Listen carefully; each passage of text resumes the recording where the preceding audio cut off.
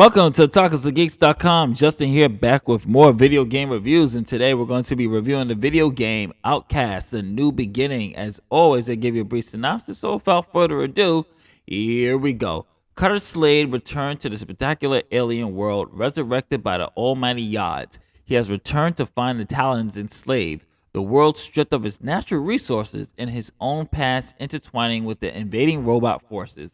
It's up to him to go on a mission and save the planet once again.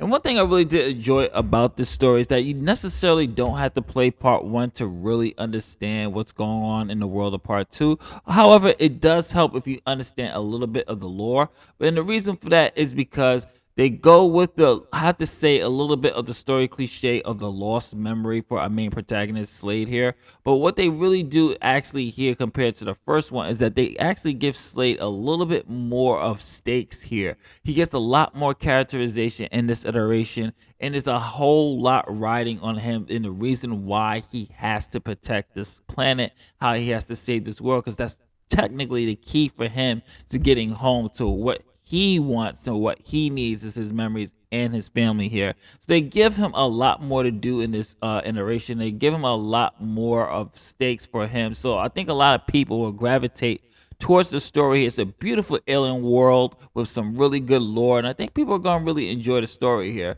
Now let's talk a little bit about those gameplay and graphics. Now the gameplay plays as a third-person shooter with a little bit of tactical RPG elements here, as you can be able to upgrade your weapons. You have your melee attack.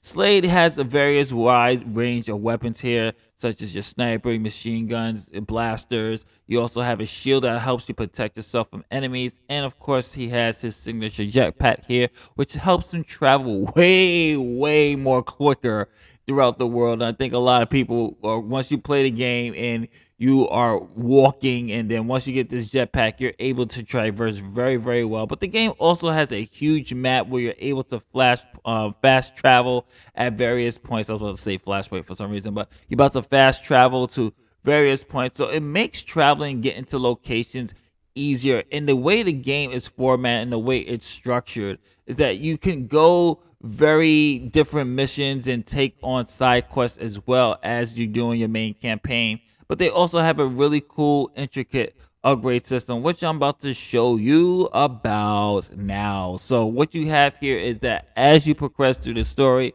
as you defeat more enemies, you can customize your weapons and modules, and the more you unlock, the more powerful your weapon gets, the more damage it does. You have various resources here that you can sell, key items, core elements, customizing Slade's jetpack and his combat system. This is something that you're going to want to do as you progress through the game, especially the jetpack, because like I said, Trevor, it's a big world, so there's a whole lot to do when it comes to upgrading here. And they give you a lot of stuff that you can unlock too, such as codex, different histories on characters, your glossary, which you're definitely going to need as you're talking to these aliens. So it's a really cool system here. And I just got to talk about the graphics here. This is actually my favorite shot in the game that I did for my gameplay.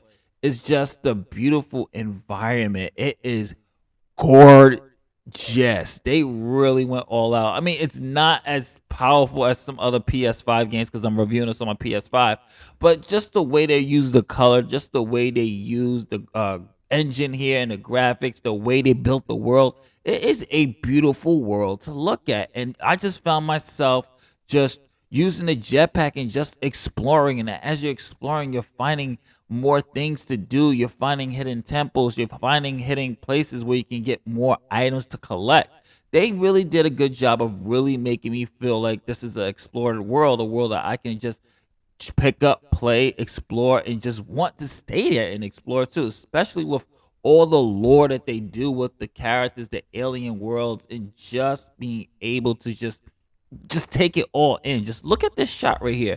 This is a beautiful looking game. Frame rate wise, I think it's at 30, I believe it's 30 FPS. I did have a little bit of hiccup once in a blue moon, but nothing too killer for me. It was pretty good. I really did enjoy this one. So here's a little bit about sound. What can you tell me about Hishana? You speak of a child. The Almael hears every child as one voice, equal. Speak to their mentor, Seren. If you are seeking individual opinions, This one is Liaz and Yan's daughter. Don't tell me you don't know her. the Almael doesn't know those things. They are not the Almael's concern. That's cold. You too must be the daughter of someone, and The Almael has half spoken. Voice acting's pretty good in this. I really did enjoy the voice acting performances in here. The music works very well, fits the tone for what the game is going for. Like I said, it's giving you that action, adventure, sci-fi type of feel to it. So I thought the voice performances did really good, especially Slade's performance. We really do feel, especially in those emotional moments when he's finding more about his past and we get to know a little bit more about his family and when things are at stake. All the performances go true. It's a really good performance game. The sound's great. The soundtrack is great. I really enjoyed it. So my final thoughts here. I'm gonna be giving Outcast a new beginning. I'm gonna give this a B minus. I really did enjoy the game. Yes, it's your typical third person shooter, and it's a nice open world. They do give you a lot to do when it comes to side quests. Some side quests I will have to say is annoying as hell. There's like this one side quest where you have to push this rock to the other village, and you have to constantly stop to face the enemies as you're pushing this type of artifact, not rock, excuse me, this artifact. But otherwise than that, it's a fun game. I will say wait for a sale. I wouldn't really technically go full price with this, but you do get your money's worth when it comes to exploration, beautiful graphics, really cool voice acting. Combat is good. It's a surprise hit of 2024. So definitely check this one out. This is Justin from otakusgeeks.com. Saying later days, I'll catch you on the next one. Don't forget to like, share, subscribe, hit that notification bell. Peace.